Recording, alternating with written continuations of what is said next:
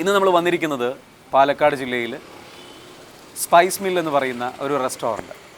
ഈ റെസ്റ്റോറൻറ്റ് ഉടമ 3 പാർട്ട്നേഴ്സ് ചേർന്ന് നടത്തുന്ന ബിസിനസ്സാണ്. അതിൽ വർക്കിംഗ് പാർട്ട്ണറായിട്ട് അല്ലെങ്കിൽ അതിൽ വളരെ ഫുള്ളി എൻഗേജ്ഡ് ആയിട്ടുള്ള മിസ്റ്റർ ഹാഷിം ആണ് ഇതിൻ്റെ ഓണറായിട്ട് വരുന്നത്. ഇദ്ദേഹത്തിൻ്റെ ബിസിനസ്സാണ് നമ്മളിന്ന് കേസ് സ്റ്റഡി ആയിട്ട് എടുക്കുന്നത്.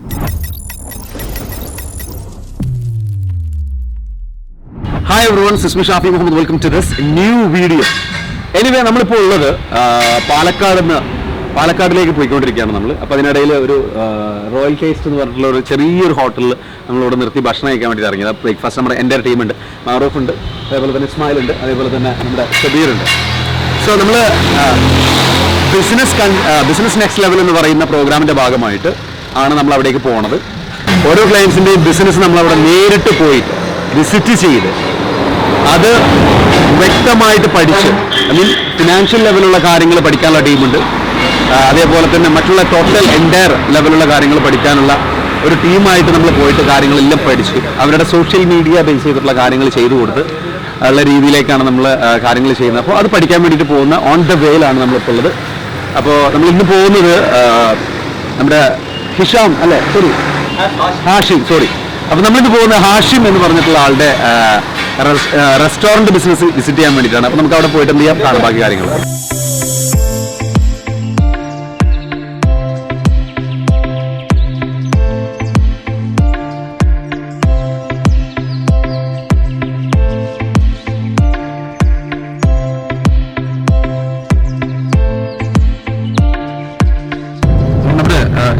നമ്മളിപ്പോൾ നിലവിൽ നമ്മൾ ബിസിനസ്സുമായി ബന്ധപ്പെട്ട് നമ്മൾ ഈ ബിസിനസ് നെക്സ്റ്റ് ലെവലിൻ്റെ ഇതുമായി ബന്ധപ്പെട്ട് നമ്മൾ ഓരോരുത്തർ പോയ സമയത്തും ഓരോരുത്തരുടെ അടുത്തു നിന്നും നമുക്ക് ഡിഫറെൻ്റ് ആയിട്ടുള്ള എക്സ്പീരിയൻസ് ആണ് അല്ലേ. കുറച്ച് ക്ലയൻസിൻ്റെ അടുത്ത് നമ്മളിപ്പോൾ ഓൾറെഡി പോയി.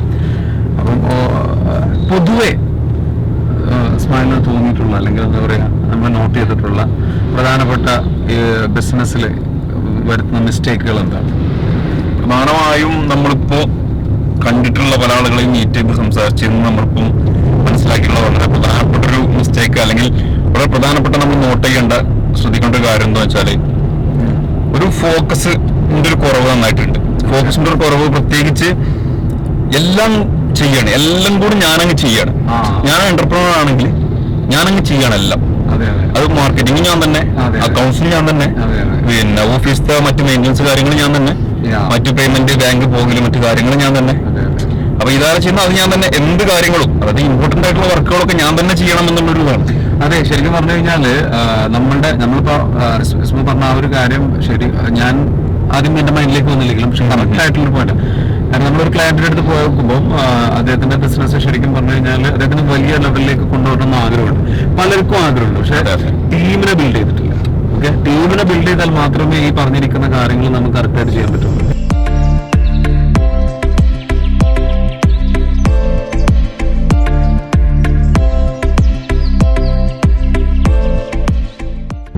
കാരണം പലപ്പോഴും പലരും ഒറ്റയ്ക്ക് ബിസിനസ് ചെയ്യാൻ എല്ലാവരും ഉഷാറാണ്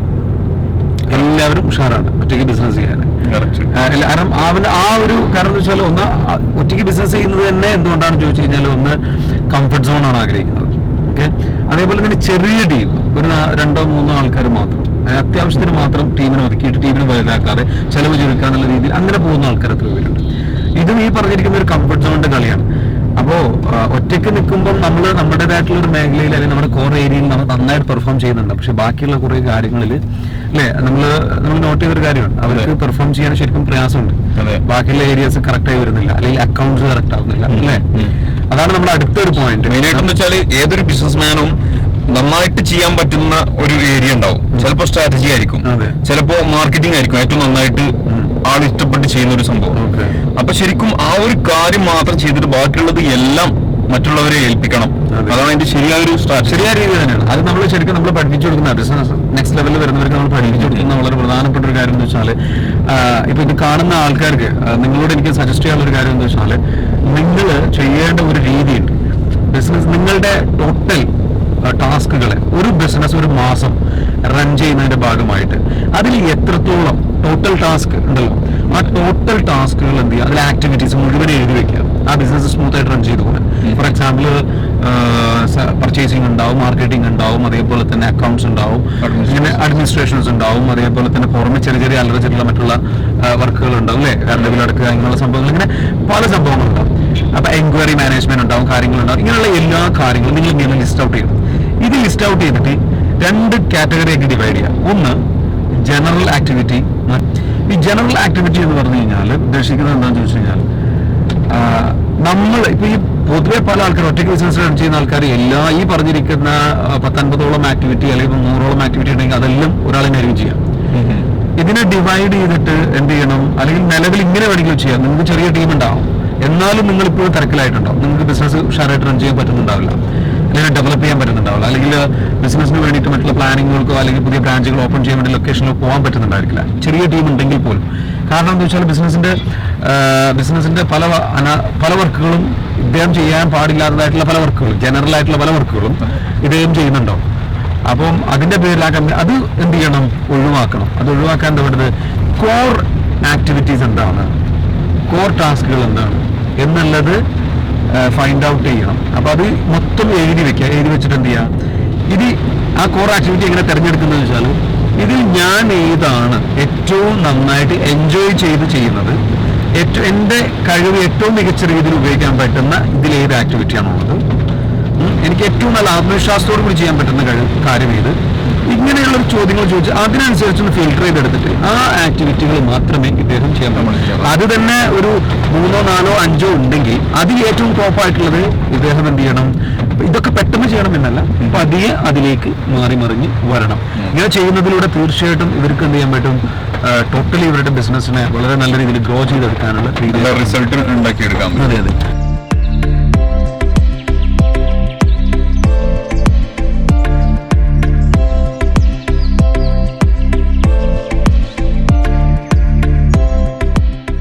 പറഞ്ഞിട്ടുള്ള മറ്റൊരു വിഷയമാണ് അല്ലെ, മറ്റൊരു വിഷയമാണ് അക്കൗണ്ട്സ് അല്ലെ. പലരും വീക്ക് ആയിട്ടുള്ളൊരു കാര്യമാണ്. അതിനെപ്പറ്റി എന്താ ഒരു ഒപ്പീനിയൻ പറയാനുള്ളത്? അക്കൗണ്ട്സ് കറക്റ്റ് ആവുമ്പോഴേ നമ്മുടെ ബിസിനസ് എങ്ങോട്ടാണ് പോകുന്നത്, എന്താണ് ചെയ്യുന്നത് നമുക്ക് അറിയുള്ളൂ. അക്കൗണ്ട്സ് ചെയ്യാതിരിക്കുന്നിടത്തോളം കാലം ബിസിനസിന്റെ ഒരു അവസ്ഥയും നമ്മൾ ശരിക്കും അറിയുന്നില്ല. ക്യാഷ് ഇങ്ങനെ വരുന്നു പോകുന്നു എന്നുള്ളതിനപ്പുറം പലപ്പോഴും അക്കൗണ്ട്സ് സൂക്ഷിക്കുക എന്നുള്ളത് കുറച്ചൊരു ബുദ്ധിമുട്ടാണ്. അല്ലെങ്കിൽ ഓരോ ആളുകളുടെ കാറ്റഗറി അനുസരിച്ച് ആളുകൾക്ക് അത് വലിയ ബുദ്ധിമുട്ടായിട്ട് വരും, താല്പര്യം തോന്നില്ല. പക്ഷെ അതിന് വേണ്ട ആളുകൾ അതിന് കാര്യങ്ങൾ കൊടുത്തിട്ട് അതിനുള്ള ആളുകളെ സെറ്റ് ചെയ്തിട്ടില്ലെങ്കിൽ അത് ഭയങ്കര കറക്റ്റ് ബുദ്ധിമുട്ട് വരും. അതായത് അതിലൊരു ഇതെന്താ വെച്ചാല്, ഒരു ബിസിനസ്സിൽ ശരിക്കും ഒരു ബിസിനസ്സിൽ ആദ്യം അപ്പോയിന്റ് ചെയ്യേണ്ട ആളാരെന്ന് ചോദിക്കുന്ന ഒരു ചോദ്യമുണ്ട്. അതെ, അതിന് ആൻസർ എന്ന് പറയുന്നത് ഒരു അക്കൗണ്ടന്റിനെയാണ്. കാരണം ഒരു ബിസിനസിന്റെ ഗെയിം എന്ന് പറയുന്നത് ബിസിനസ് എന്ന് പറയുന്ന ഒരു മണി ഗെയിമാണ്. അപ്പോൾ മണി ഗെയിമിൽ മണി അല്ലെങ്കിൽ ഫിനാൻസ് ഇത് കറക്റ്റായിട്ട് മോണിറ്റർ ചെയ്യപ്പെട്ടിട്ടില്ലെങ്കിൽ, ഇതിന് ഇമ്പോർട്ടൻസ് കൊടുത്തിട്ടില്ലെങ്കിൽ, ഇത് കറക്റ്റായിട്ട് പോയിട്ട് രീതിയിൽ ചെയ്തിട്ടില്ല എന്നുണ്ടെങ്കിൽ ഡെഫിനറ്റ്ലി ബിസിനസിന്റെ എന്താ പറയുക എവിടേക്കാണ് പോകുന്നത് അല്ലെ. ബിസിനസ് എന്ന് പറയുന്ന ഗെയിമിൽ നമ്മൾ വിൻ ചെയ്യുന്നുണ്ടോ ഇല്ലയോ, സ്കോറിംഗ് ആണോ ഇല്ലയോ, കറക്റ്റ് ട്രാക്കിലാണോ പോകണമല്ലോ, പലരും ചെക്ക് ചെയ്തില്ല. വളരെ ചുരുക്കം ആൾക്കാരേ ഉള്ളൂ ഈ പറഞ്ഞിരിക്കുന്ന എവറി ഡേ അല്ലെങ്കിൽ എവറി വീക്ക് അല്ലെങ്കിൽ എവറി മന്ത് അവനവന്റെ ബാലൻസ് ഷീറ്റ് ചെക്ക് ചെയ്ത് നോക്കുക, അല്ലെങ്കിൽ അക്കൗണ്ട്സ് ചെക്ക് ചെയ്ത് നോക്കിയിട്ട് അതിന്റെ കറക്റ്റിനനുസരിച്ച് ക്യാഷ് ഫ്ലോ കറക്റ്റ് ആണോ അല്ലയോ എന്നുള്ളത് ചെക്ക് ചെയ്യുന്നത് അല്ലെ. വളരെ ചെറിയൊരു ശതമാനം ആൾക്കാരോട് ഇത് ചിലരൊക്കെ അക്കൗണ്ടിനെ വെച്ചിട്ടുണ്ട്, ഓക്കെ, പക്ഷെ ഇതിന്റെ കറക്റ്റ് ആയിട്ടുള്ള ഒരു ഓഡിറ്റിംഗ് നടത്തുന്നില്ല. പലരും എന്താ ചെയ്യുന്ന വെച്ചാൽ സ്റ്റാറ്റ്യൂട്ടറി അല്ലെങ്കിൽ ലീഗൽ റിക്വയർമെന്റിന് വേണ്ടിയിട്ട് മാത്രം എന്ന രീതിയിലാണ് പലപ്പോഴും അക്കൗണ്ട്സ് കാണുന്നത്. പക്ഷെ അക്കൗണ്ട്സ് ആണ് ഒരു ബിസിനസിന്റെ എല്ലാം. ശരിക്കും പലരും സാലറി എടുക്കുന്ന രീതി അല്ലെങ്കിൽ ഫിനാൻസ് മാനേജ് ചെയ്യുന്ന രീതി തന്നെ ഭയങ്കര സാലറി എടുക്കുന്നതല്ല. ഈ ഓണർമാരായിട്ടുള്ള ആൾക്കാർ പലരും ബിസിനസ് ചെയ്യുന്നുണ്ട്. ഇത് എന്റെ ബിസിനസ്സാണ്, അപ്പൊ എന്റെ ക്യാഷാണ്, അപ്പൊ എനിക്ക് ഇഷ്ടമുള്ള രൂപത്തിൽ വെക്കാം എന്നുള്ളൊരു കാഴ്ചപ്പാടിലാണ് പോകുന്നത്. നമ്മൾ തന്നെ അല്ലെ ചില കേസിൽ നമ്മൾ കണ്ടു കഴിഞ്ഞു, നമ്മൾ ഓൾറെഡി മുന്നോട്ട് പോയത് ചില കേസിൽ നമ്മൾ കണ്ടു കഴിഞ്ഞു. അപ്പൊ അത്തരത്തിലുള്ള സംഭവങ്ങൾ നമ്മൾ ഒഴിവാക്കണം. എന്താ വെച്ചാൽ അങ്ങനെയുള്ള ഒരു രീതിയിലേക്ക് വരുന്നത് ഫണ്ട് എന്താ പറയാ നമ്മൾ എടുക്കുന്നത് അതായത് നമ്മൾ ഇത്രേ ഉള്ളൂ. നമ്മൾ വർക്ക് ചെയ്യുന്നതിന് നമുക്കൊരു സാലറി നമ്മൾ ഫിക്സ് ചെയ്ത് വെക്കുക. ബാക്കിയുള്ള കാര്യങ്ങൾ നമ്മൾ ഈ ഓണർ ആയിക്കോട്ടെ, നമുക്ക് ഇഷ്ടമുള്ള ബിസിനസ് പൈസ തൊടാൻ നമുക്ക് അവകാശമില്ല അല്ലെ. കാരണം ഒരു ബിസിനസ് എന്ന് പറയുന്നത് ആ ബിസിനസ് അവരുടെ വ്യക്തിയാണ്. അല്ലെങ്കിൽ ആ ബിസിനസ് ഒരു എൻറ്റിറ്റിയാണ്. ആ ബിസിനസ്സിൽ നിന്ന് പൈസ എടുക്കാൻ നമുക്ക് ആർക്കും ഒരു ഓണർക്കും പോലും അതിന് അധികാരമുണ്ട്. പക്ഷെ അതിൻ്റെ ഒരു വിജയകരമായ നടത്തിപ്പിന് അല്ലെങ്കിൽ ഒരു പ്രൊഫഷണലായിട്ട് ഒരു പ്രോസസ്സിലൂടെ കടന്നു പോകുന്ന ഒരു സിസ്റ്റമാറ്റിക് ആയിട്ടുള്ള ഒരു ബിസിനസ്സിന് അങ്ങനത്തെ ഒരു സംഭവമില്ല. അത് ആ പ്രോഫിറ്റ് എന്തെങ്കിലും ഉണ്ടെങ്കിൽ അതിൽ നിന്ന് മാത്രം എടുക്കുന്ന അപ്പോഴാണ് പ്രോഫിറ്റ് എടുക്കാനുള്ള അല്ലേ. ഇതൊന്നും പലരും കറക്റ്റായിട്ട് ഫോളോ ചെയ്യില്ല. ഇതൊക്കെ നമ്മളെന്ന് വെച്ചാൽ കറക്റ്റായിട്ട് ഫോളോ ചെയ്യേണ്ട പോയിന്റുകളാണ്.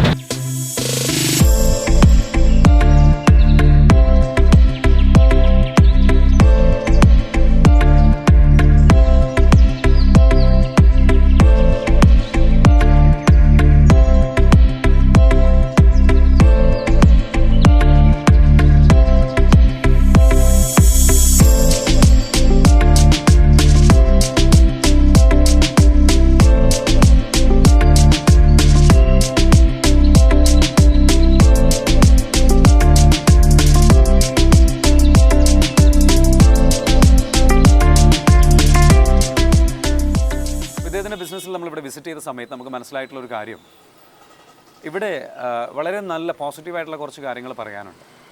വളരെ നല്ലൊരു ആംബിയൻസിൽ ഇദ്ദേഹം ഇവരുടെ ബിസിനസ് സെറ്റപ്പ് ചെയ്തിട്ടുണ്ട്. ഇദ്ദേഹത്തിൻ്റെ ടാർഗറ്റ് ക്ലയൻറ്റ്സ് ഇദ്ദേഹത്തിന് വ്യക്തമായിട്ട് അറിയാം. അതുപോലെ തന്നെ അവർക്ക് വേണ്ടിയിട്ടുള്ള സൗകര്യങ്ങളാണ് ഇവിടെ ഒരുക്കിയിട്ടുള്ളത്. മറ്റൊരു കാര്യമുള്ളതെന്ന് വെച്ചാൽ ഇവരുടെ ഇദ്ദേഹത്തിൻ്റെ ബിസിനസ്സിലുള്ളതെന്ന് വെച്ചാൽ ഒരു സിസ്റ്റം കറക്റ്റായിട്ട് ഇംപ്ലിമെൻറ്റ് ചെയ്തിട്ടുണ്ട്. സിസ്റ്റം കറക്റ്റായിട്ട് പ്ലാൻ ചെയ്ത് ഇംപ്ലിമെൻറ്റ് ചെയ്തിട്ടുണ്ട്. പക്ഷേ അത് എഫക്റ്റീവായിട്ട് മോണിറ്റർ ചെയ്തിട്ടില്ല എന്നുള്ളത് നമുക്ക് അറിയാവുന്നൊരു കാര്യം, അല്ലെങ്കിൽ നമ്മളിവിടെ മനസ്സിലാക്കിയൊരു കാര്യമാണ്. അപ്പോൾ എല്ലാ സിസ്റ്റവും ഉണ്ട്. അക്കൗണ്ട്സിൻ്റെ കാര്യങ്ങളാണെങ്കിൽ പോലും പരമാവധി ഒരു 90% പക്കയാണ്. അതേപോലെ തന്നെ ഇവരുടെ സ്റ്റോക്ക്, അതേപോലെ തന്നെ സ്റ്റോക്ക് മാനേജ്മെൻറ്റ് കാര്യങ്ങൾ, സംഭവങ്ങൾ അത് കീപ്പ് ചെയ്യുന്ന സ്റ്റോർ കീപ്പിംഗ് കാര്യങ്ങളൊക്കെ ബന്ധപ്പെട്ടുള്ള കാര്യങ്ങളിലെല്ലാം വളരെ നല്ല രീതിയിൽ ഇവർ എന്ത് ചെയ്യുന്നുണ്ട്, അതിൻ്റെയൊക്കെ കറക്റ്റായിട്ടുള്ള ഡാറ്റ കീപ്പ് ചെയ്യുന്നുണ്ട്. ഹായ്, ഞാൻ Hashim, Palakkad spice mill restaurant and grills എന്ന സ്ഥാപനം നടത്തുന്നു. നമ്മുടെ ഷാഫി ഇൻസ്പേസിൻ്റെ ബിസിനസ് നെക്സ്റ്റ് ലെവൽ എന്ന പ്രോഗ്രാമിൻ്റെ ഭാഗമായിട്ട് ഷാഫി സാറ് ഇവിടെ വന്നിട്ടുണ്ടായിരുന്നു. നമ്മൾ ഒരുപാട് കാര്യങ്ങൾ ഡിസ്കസ് ചെയ്തു. നമ്മുടെ കറൻ്റ്ലി ഫേസ് ചെയ്യുന്ന പ്രോബ്ലംസ്, അതായത് സെയിൽസിൽ നമ്മൾ ലാസ്റ്റ് 2 years ഉണ്ടായിരുന്ന സെയിൽസ് അല്ല ഇപ്പോൾ ഉള്ളത്. അപ്പോൾ അതിൻ്റെ എന്താണ് അതിൽ ഇഷ്യൂ വന്നിട്ടുള്ളത് ഷാഫി സാറും ഞങ്ങളെല്ലാം ഒരുമിച്ചിരുന്നിട്ട് ഡിസ്കസ് ചെയ്ത് ഫൈൻഡ് ഔട്ട് ചെയ്തിട്ടുണ്ട്. ഒരുപാട് കാര്യങ്ങളുണ്ട്. അതായത് പുതിയ ഇന്നോവേഷൻസ് കൊണ്ടുവന്നിട്ടില്ല. പിന്നെ മാർക്കറ്റിംഗ് അത്ര അപ് ടു ദ മാർക്കല്ല. പിന്നെ സ്റ്റാഫിലെ കോർഡിനേഷൻ കുറവാണ്. അപ്പോൾ ആ കാര്യങ്ങളെല്ലാം ഡിസ്കസ് ചെയ്തു. അപ്പോൾ തീർച്ചയായും അതിനുള്ള സൊല്യൂഷൻസ് ഷാഫി സാറ് പറഞ്ഞു തന്നിട്ടുണ്ട്.